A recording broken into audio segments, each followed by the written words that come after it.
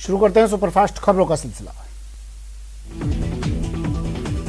PM Narendra Modi ने आज उत्तर प्रदेश के अलीगढ़ का दौरा किया। अगले साल होने वाले विधानसभा चुनाव से पहले प्रधानमंत्री नरेंद्र मोदी ने यूपी को एक यूनिवर्सिटी और डिफेंस कॉरिडोर की सौगात दी। इसे ही बीजेपी के लिए मिशन यूपी की शुरुआत माना जा रहा है। राजा महेंद्र प्रताप सिंह यूनिवर्सिटी के शिलान्यास के बाद पीएम मोदी का संबोधन हुआ। राधाष्टमी की बधाई देते हुए पीएम मोदी ने कहा, आज अलीगढ़ के लिए पश्चिमी उत्तर प्रदेश के लिए बहुत बड़ा दिन है। आज राधाष्टमी है, जो आज के दिन को और भी पुनीत बनाता है। ब्रजभूमि के कण कण में राधा ही राधा है। पीएम मोदी ने कहा कि आज स्वर्गीय कल्याण सिंह होते तो काफी खुश होते हैं। आजादी की लड़ाई में कई ऐसे योद्धा रहे जिनका परिचय नई पीढ़ी से नहीं करवाया गया। 20वीं सदी की गलतियों को 21वीं सदी का भारत सुधार रहा है। अलीगढ़ के इस कार्यक्रम को यूपी के सीएम योगी आदित्यनाथ ने भी संबोधित किया। उन्होंने कहा कि पूरी दुनिया कोरोना से लड़ रही है। ऐसे वक्त में भारत में जीवन और जीविका को बचाने के लिए देश पीएम नरेंद्र मोदी की अगुवाई में आगे बढ़ रहा है। पीएम मोदी और अमेरिका के राष्ट्रपति जो बाइडेन 24 सितंबर को वाशिंगटन में मुलाकात करेंगे। जनवरी 2021 में जो बाइडेन की सत्ता संभालने के बाद ये पहला मौका होगा जब भारत के प्रधानमंत्री और अमेरिका के राष्ट्रपति आमने सामने मुलाकात होगी। पीएम मोदी 22 सितंबर की रात अमेरिका की राजधानी वाशिंगटन पहुंचेंगे। इसे लेकर व्हाइट हाउस ने बयान जारी किया है। राष्ट्रपति बाइडेन के हवाले से जारी बयान में पीएम मोदी की बेज़बानी को लेकर खुशी का इजहार किया गया है। अमेरिका में क्वाड देशों की बैठक भी होनी है, जिसमें भारत, अमेरिका के अलावा ऑस्ट्रेलिया और जापान के प्रधानमंत्री भी शामिल होंगे। पीएम मोदी के अमेरिका दौरे पर तालिबान, चीन और कोरोना पर चर्चा होने की उम्मीद है। 25 सितंबर को न्यूयॉर्क में संयुक्त राष्ट्र महासभा के 76वें सत्र को संबोधित किया जाएगा। कई साल से अमेरिकी नागरिकता देख रहे लोगों के लिए कुछ राहत भरी खबर है। अमेरिकी संसद एक ऐसे बिल पर विचार कर रही है जिसमें ग्रीन कार्ड का इंतजार कर रहे लोगों को तय फीस और कुछ शर्तें पूरी करने के बाद नागरिकता मिल सकेगी। हालांकि बिल अभी बिल्कुल शुरुआती दौर में है। इसकी प्रक्रिया में काफी वक्त लग सकता है। सऊदी अरब के विदेश मंत्री प्रिंस फैसल बिन फरहान अल सऊद इस हफ्ते भारत आ सकते हैं। विदेश मंत्री के रूप में उनकी पहली भारत यात्रा होगी। विदेश मंत्री प्रिंस फैसल भारत के साथ अफगानिस्तान और तालिबान के मुद्दे पर बातचीत कर सकते हैं। हिंदी दिवस के मौके पर आज दिल्ली के विज्ञान भवन में विशेष कार्यक्रम आयोजित किया गया। इसमें केंद्रीय गृह मंत्री अमित शाह ने हिंदी भाषा के विकास में योगदान देने वालों का सम्मान किया। हिंदी दिवस के मौके पर गृह मंत्री अमित शाह ने देशवासियों को संबोधित किया। इस अवसर पर उन्होंने कहा कि हिंदी हमें मान, सम्मान और स्वाभिमान देती है। वसुंधरा समर्थक विधायक बीजेपी विधायक दल की बैठक से दूरी बनाने लगे हैं। आज भी ऐसा ही हुआ जब सदन में आने के बावजूद विधायक कैलाश मेघवाल और विधायक प्रताप सिंह सिंघवी पार्टी विधायक दल की बैठक से नदारद रहे। कैलाश मेघवाल से जब न्यूज 18 ने पूछा तो उन्होंने नो कमेंट्स कहकर मामले से पल्ला झाड़ने की कोशिश की। इससे पहले 9 सितंबर की बैठक में भी मेघवाल नहीं पहुंचे थे। आम आदमी पार्टी यूपी में सियासी जमीन तलाशने में जुट गई है। आज अयोध्या में तिरंगा यात्रा निकल रही है। इसकी अगुवाई मनीष सिसोदिया और संजय सिंह कर रहे हैं। एलजेपी सांसद प्रिंस पासवान पर रेप का केस दर्ज हुआ है। एफआईआर में चिराग पासवान का भी नाम शामिल है। पीड़िता ने वीडियो बनाकर वायरल करने की धमकी देने का भी आरोप लगाया। दिल्ली के कनॉट प्लेस पुलिस स्टेशन में कोर्ट के आदेश के बाद एफआईआर दर्ज की गई। मुंबई रेप केस में पुलिस ने आरोपी के खिलाफ पहले से दर्ज मामले में SC/ST अधिनियम भी जोड़ दिया है। पुलिस कमिश्नर हेमंत नागराले ने बताया कि साकिनाका रेप मामले में पुलिस ने वारदात के दौरान इस्तेमाल की गई रॉड भी बरामद कर ली है। T20 वर्ल्ड कप के बाद विराट कोहली ही लिमिटेड ओवर के कैप्टन रहेंगे। बीसीसीआई ने विराट की लिमिटेड ओवर की कप्तानी छोड़ने की खबर से इनकार कर दिया है। बीसीसीआई के एक अधिकारी ने कहा कि इस खबर में कोई सच्चाई नहीं है। पाकिस्तान क्रिकेट बोर्ड के नवनियुक्त अध्यक्ष रमीज राजा ने कहा कि भारत के साथ द्विपक्षीय सीरीज की बहाली अभी असंभव है। उन्होंने कहा कि वो इसके लिए जल्दबाजी भी नहीं है, क्योंकि उनका ध्यान केवल देश के घरेलू क्रिकेट ढांचे पर केंद्रित है। विश्व स्वास्थ्य संगठन इस हफ्ते भारत के स्वदेशी कोरोना टीके कोवैक्सीन को मंजूरी दे सकता है। इसके प्रोडक्शन हैदराबाद की कंपनी भारत बायोटेक कर रही है। इससे भारत सहित दुनिया के कई देशों में कोवैक्सीन लगवा चुके लोगों को फायदा मिलेगा। भारत में 9 सितंबर से कोरोना मामले घट रहे हैं। नए मामलों में लगातार 5वें दिन गिरावट दर्ज की गई। मंगलवार सुबह स्वास्थ्य मंत्रालय की ओर से जारी ताज़ा आंकड़ों के अनुसार पिछले 24 घंटों में 25,404 नए कोरोना केस आए। वहीं पिछले 24 घंटे में 339 कोरोना संक्रमितों की जान चली गई। 37,127 लोग कोरोना से ठीक भी हुए, यानी 12,062 एक्टिव केस कम हो गए। केरल में भी कोरोना संक्रमण के नए मामलों में कमी देखी गई है। केरल में सोमवार को कोविड के 15,058 नए मामले सामने आए, जिसके बाद संक्रमितों की संख्या बढ़कर 43,90,489 हो गई है। वहीं संक्रमण से 99 और मरीजों की मौत होने से मृतक संख्या 22,650 हो गई। कोरोना महामारी की शुरुआत से लेकर अब तक कुल 3,32,89,000 लोग संक्रमित हुए। इनमें से 4,43,213 लोगों की मौत हो चुकी है। अच्छी बात यह है कि अब तक 3,24,84,000 लोग ठीक भी हुए हैं। देश में कोरोना एक्टिव केस की संख्या 4 लाख से कम है। कुल 3,62,207 लोग अभी भी कोरोना वायरस से संक्रमित है, जिनका इलाज चल रहा है। केंद्रीय स्वास्थ्य मंत्रालय ने बताया कि 13 सितंबर तक देश भर में 75 करोड़ 22,38,000 कोरोना वैक्सीन के डोज दिए जा चुके हैं। बीते दिन 53,38,000 टीके लगाए गए। वडोदरा में वैक्सीनेशन का आंकड़ा 5 करोड़ के पार हो गया है। इसे लेकर सीएम गहलोत ने हेल्थ वर्कर्स और लोगों को बधाई दी और ज्यादा से ज्यादा लोगों को वैक्सीनेशन करवाने पर जोर दिया ताकि तीसरी लहर की आशंका को खत्म किया जा सके।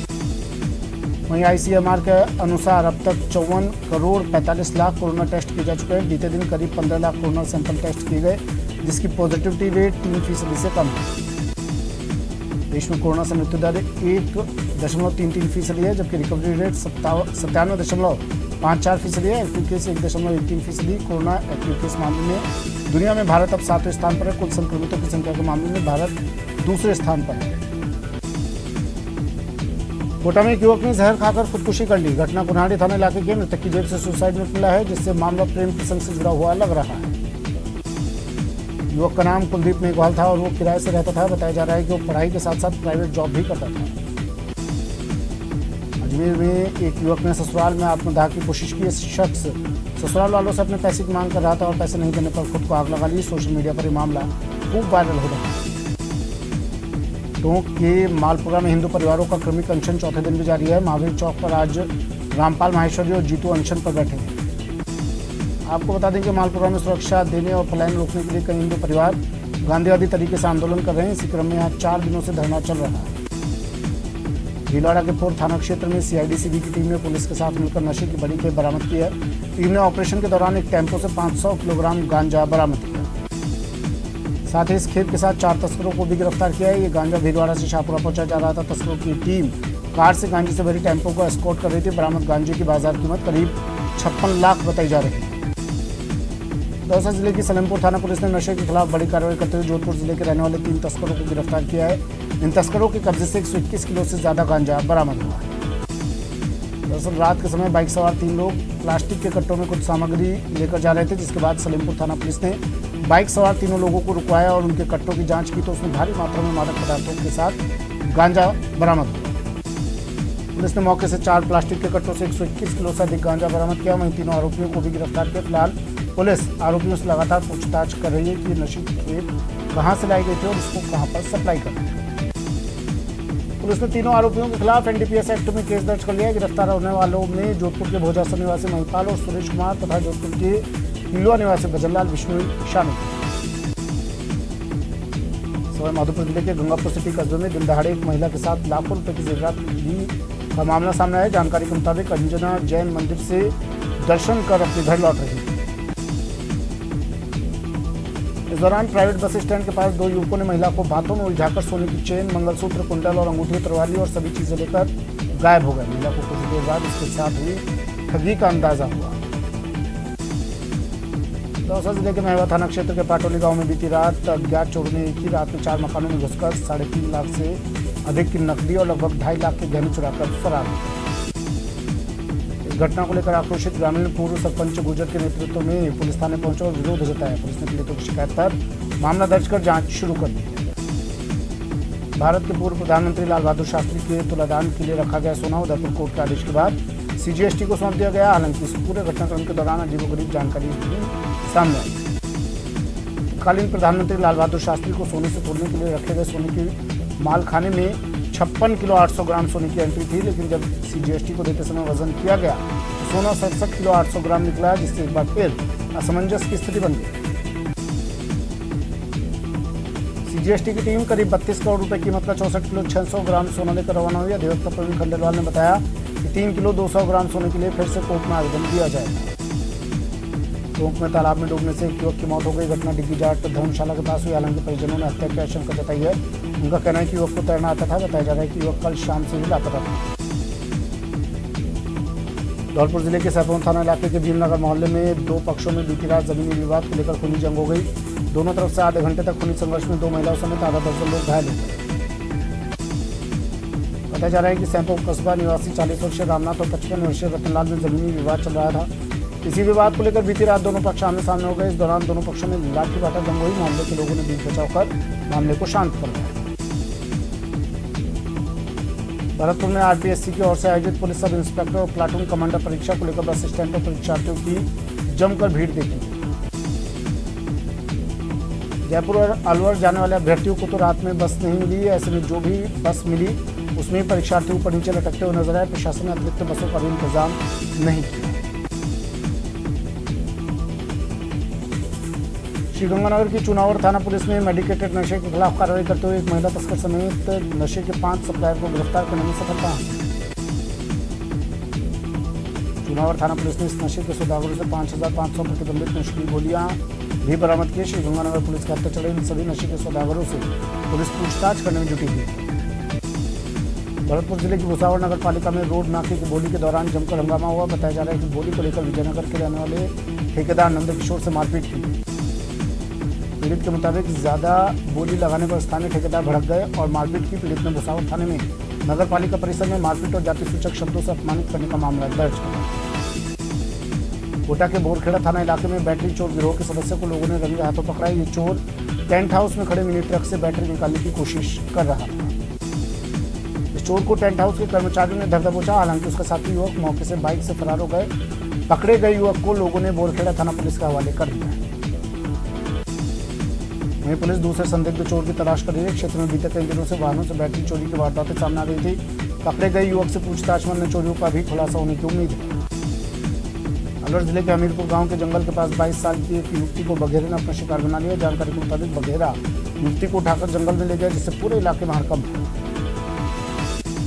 घटना के बाद फॉरेस्ट विभाग की 4 टीम सर्च ऑपरेशन चला रही है। सर्च ऑपरेशन में ड्रोन की भी मदद दी जा रही है। फिलहाल मौके पर पुलिस प्रशासन और वन विभाग की टीम मौजूद है। अजमेर संभाग के सबसे बड़े जवाहरलाल नेहरू अस्पताल में एक बड़ा हादसा टल गया। यहां आईसीयू यूनिट के एक्सरे रूम की छत का प्लास्टर गिर गया। गनीमत रही कि जिस वक्त प्लास्टर गिरा उस समय एक्सरे रूम में कोई भी नहीं था। प्लास्टर एक्सरे मशीन के ऊपर गिरा और उसके बाद से आईसीयू में एक्सरे बंद है। घटना की सूचना मिलते ही अस्पताल अधीक्षक डॉक्टर नील जैन मौके पर पहुंचे और हालात का जायजा लेने के बाद तुरंत मरम्मत कराने के निर्देश दिए। डूंगरपुर जिले में कलेक्ट्रेट के ऊपरी मंजिल पर बना करीब 6 दशक पुराना एसपी ऑफिस का भवन अब जर्जर हो गया है। यहाँ तक कि पीडब्ल्यूडी ने एसपी ऑफिस समेत एएसपी, डीएसपी और सभी कार्यालयों के भवन को नकारा घोषित कर दिया है। इन भवनों में बैठकर अब काम करना खतरे से खाली नहीं है, लेकिन अभी भी पुलिस के आला अधिकारी और जवान खतरे के साए में रहकर ड्यूटी निभाने को मजबूर हैं। कलेक्ट्रेट के साथ 2 मंजिला भवन की ऊपरी मंजिल पर एसपी ऑफिस के अलावा पुलिस विभाग के कई कार्यालय चल रहे हैं। 66 साल पुराना ये भवन अब पूरी तरह से नकारा और जर्जर हो गया। पीडब्ल्यूडी की ओर से भवन को खंडहर घोषित करने के बाद पुलिस विभाग के मुखिया नए भवन की तलाश कर रहे हैं, लेकिन अब तक ऐसा कोई भवन नहीं मिल सका है। बारां जिले के अंता में खेत पर दवा छिड़कने के दौरान सांप काटने से एक बुजुर्ग किसान की मौत हो गई। घटना के बाद परिजनों का रो रो कर बुरा हाल है। जयपुर में चंदवाजी थाना इलाके के चक मनोहरपुर में एक महिला कुएं में गिर गई, जिससे उसकी मौत हो गई। नंची देवी की एक महिला न्यायदास वाली ढाणी की रहने वाली थी। सूचना पर पहुंची पुलिस और सिविल डिफेंस की टीम ने रेस्क्यू कर महिला के शव को बाहर निकाला। बताया जा रहा है कि वो सोमवार दोपहर को घर से लापता था। परिजनों ने गुमशुदगी की रिपोर्ट दर्ज करवाई थी। सोमवार रात को कुएं के पास चप्पल और चुनरी पड़ी दिखाई दी। जयपुर से आई सिविल डिफेंस की टीम ने रेस्क्यू कर शव को बाहर निकाला। चूरू के सुजानगढ़ में बारिश के दौरान 2 जगहों पर आकाशीय बिजली गिरी। जानकारी के अनुसार वार्ड नंबर 23 में शिक्षिका मीनाक्षी सोनी की छत पर बने टावर के पिलर पर बिजली गिरी, जिससे पिलर क्षतिग्रस्त हो गया। बिजली गिरने से 2 पंखे, पानी की एक मोटर और विद्युत लाइन क्षतिग्रस्त हो गई। इसी प्रकार जाजोदिया स्कूल के पीछे के वार्ड नंबर 32 में एक मकान पर आकाशीय बिजली गिर जाने से दीवारों में दरारें आ गई और बिजली की पूरी लाइन जल गई। श्रीगंगानगर के रायसिंह नगर में सड़क हादसे में हेड कांस्टेबल संतराम की मौत हो गई। सूचना पर पुलिस मौके पर पहुंची और संतराम के शव को समेजा की मोर्चरी में रखवाया। बताया जा रहा है कि देर रात संतराम अपनी ड्यूटी करके बाइक से समेजा की ओर जा रहे थे, तभी किसी वाहन की चपेट में आ गए, जिससे उसकी मौके पर ही मौत हो गई। भरतपुर की कुम्हेर पंचायत समिति में नवनिर्वाचित प्रधान कविता फौजदार पर फर्जीवाड़े तरीके से ओबीसी वर्ग का जाति प्रमाण पत्र हासिल करने के आरोप लगे। चुनाव में कविता फौजदार की प्रतिद्वंदी रही रश्मि फौजदार के पिता प्रताप सिंह ने जिला निर्वाचन अधिकारी से शिकायत की कि कुम्हेर पंचायत समिति के नवनिर्वाचित प्रधान कविता फौजदार ने फर्जीवाड़ा कर एसडीएम से ओबीसी वर्ग प्रमाण पत्र हासिल किया। पूरे मामले में एडीएम प्रशासन बीना महावर ने कहा कि जांच कमेटी गठित कर दी गई है, जल्दी जांच कमेटी रिपोर्ट देगी जिसके आधार पर कार्रवाई की जाएगी। टोंक जिले के निवाई क्षेत्र में नशे का कारोबार फल फूल रहा है। पुलिस और प्रशासन के लाख दावों के बावजूद भी कोई कार्रवाई नहीं हो रही। युवा स्मैक के नशे की लत के आदी बनते जा रहे हैं। स्मैक की लत से परिवार और समाज में अपराध बढ़ते जा रहे हैं। बढ़ते अपराधों से ग्रामीणों का जीवन नरक बन गया है। झुंझुनू के चिड़ावा में डिलीवरी के दौरान महिला मरीज की मौत के खिलाफ लोगों ने आज भी हंगामा किया। लोगों ने थाने का घेराव किया। उन्होंने डॉक्टर और नर्सिंग कर्मियों के खिलाफ कार्रवाई के साथ साथ निजी अस्पताल को बंद करने की भी मांग की। बता दें कि चिड़ावा के पारस हॉस्पिटल में डिलीवरी के बाद महिला की तबीयत बिगड़ गई, जिसके बाद अस्पताल प्रबंधन ने उसे जयपुर रेफर कर दिया। इसके बाद उसकी मौत हो गई। शव लेकर पहुंचे लोगों ने देर रात हॉस्पिटल के बाहर प्रदर्शन किया। हालांकि तब प्रशासन के समझाने पर लोग चले गए थे, लेकिन आज फिर लोगों ने प्रदर्शन किया और कार्रवाई की मांग की।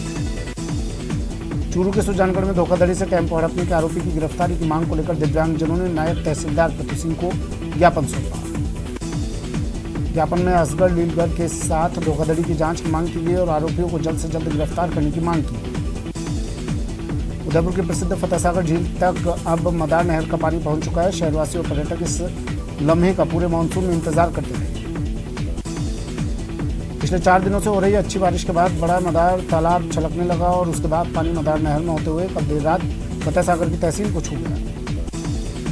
फतेह सागर में पानी की आवक शुरू होने की सूचना पर सुबह कई शहरवासी झील किनारे पहुंचे। शहरवासियों को उम्मीद है कि अब उनकी उम्मीदों का सागर फतेह सागर जल्द छलक उठेगा।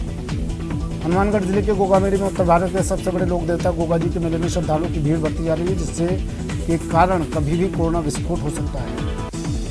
मंदिर बंद होने के बावजूद मेले में प्रतिदिन उत्तर प्रदेश, बिहार, पंजाब, हरियाणा आदि राज्यों से हजारों श्रद्धालु पहुंच रहे हैं। श्रद्धालुओं को रोकने में पुलिस प्रशासन और देवस्थान विभाग के दावों की हवा निकल रही है। मेले में बढ़ती भीड़ को रोकने के लिए कलेक्टर नथमल डिडेल ने बैरिकेड्स लगाकर पुलिस जाब्ता लगाने की बात कही थी, मगर श्रद्धालु अब भी बेरोक-टोक गोगा जी मंदिर तक पहुंच रहे हैं।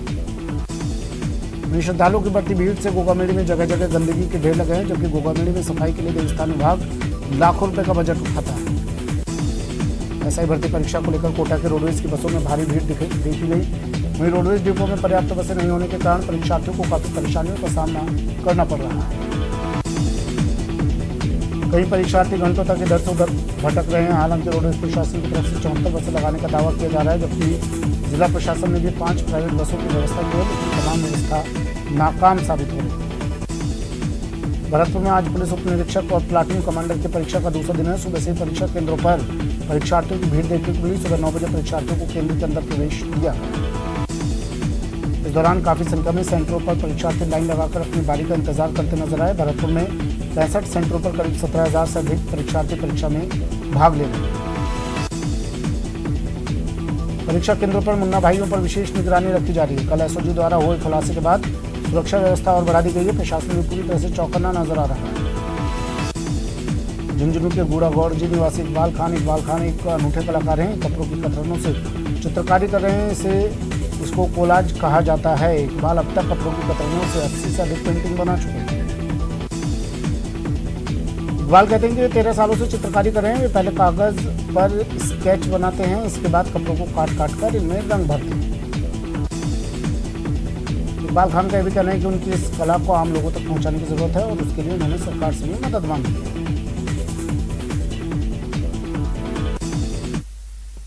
चलिए वक्त एक ब्रेक का, जल्द हाजिर होंगे।